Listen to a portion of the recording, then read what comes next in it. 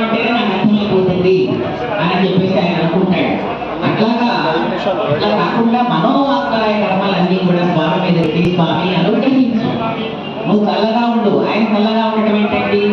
ఆయన హాయిగా ఉంటే, ఆయన ఆనందపూర్వకమైనటువంటి సేవలు జరుగుతూ ఉంటే అక్కడ ఆయన ఆనంద స్వరూపుడైతే మనకు ఆనందాన్ని ఇస్తాడు.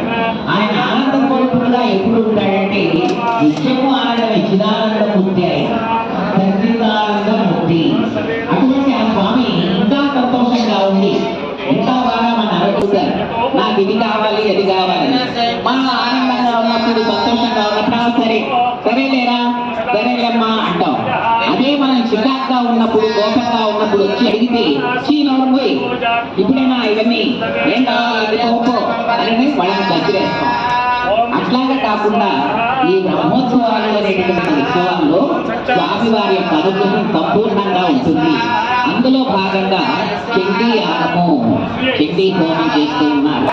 ఓం కపిలాయ స్వాహ, ఓం యజ్ఞాయ స్వాహ, ఓం నారాయణాయ స్వాహ, ఓం పుణ్యాయ స్వాహ, ఓం వారాహాయ స్వాహ, ఓం నరసింహాయ స్వాహ, ఓం వామనాయ స్వాహ, ఓం త్రివిక్రమ